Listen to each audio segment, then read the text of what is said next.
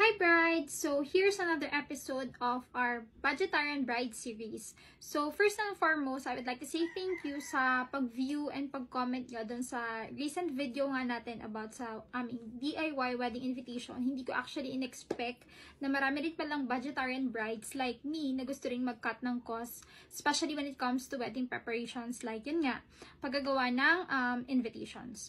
So actually ang daming nag-comment and nagtatanong. So para at least mas madali para sa lahat, just in case may magtanong pa for in the future, instead na mag-browse ng comments, ito, gumawa na lang ulit ako ng isa pang video to explain and to answer all your questions.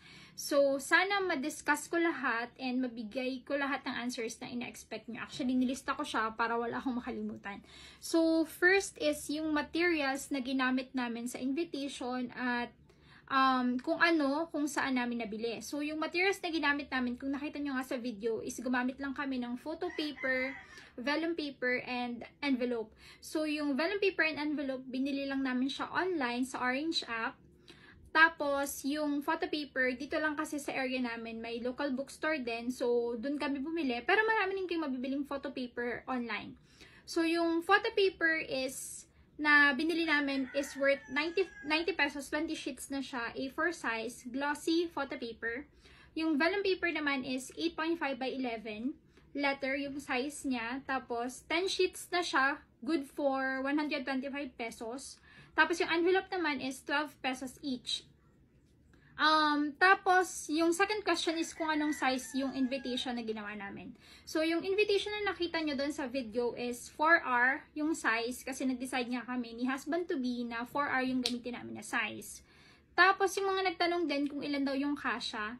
Doon sa photo paper actually, napafit ko yung tatlong 4R na size. So, dalawa siya sa pataas and then isang pahiga sa baba. Tipid din. Tapos, sa vellum paper naman is dalawang 4R lang yung kasha. Medyo madadali na kasi yung sides kapag nagtatlo. So, yun. Dalawa lang yung kasha. Tapos, sa another question pa ay pagdating sa gamit namin na ink.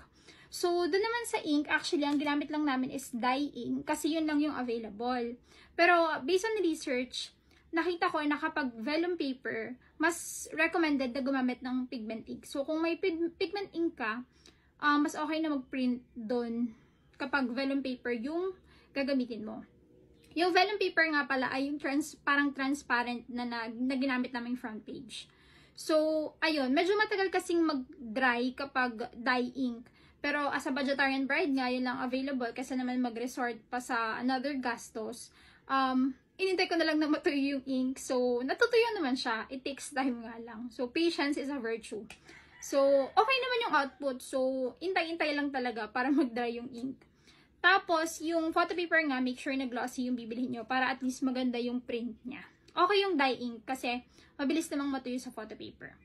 Tapos, kung saan namin ginawa yung invitation actually is ginawa namin through Canva. Si husband-to-be kasi meron siyang premium plan kasi ginagamit niya rin yun sa work niya. Pero, kaya may mga templates na, kahit yung mga templates na available for premium users na gagamit namin. Pero yung free plan naman, marami ning templates na pwedeng gamitin and pwedeng i-utilize. So, ayun, madali lang siyang gamitin actually yung Canva. Kahit hindi ka professional, very user-friendly siya. Tapos yung pagsiset ng size, kapag naman nasa interface ka na ni Canva, parang may option doon na maggawa ng bagong project. Tapos, ayun, mag-set ka lang ng size ng blank page na gagamitin mo. Hopefully, nasagot ko yung questions nyo. Sobrang haba na itong video. Pero kung may tanong pa kayo, just comment down below. Bye-bye!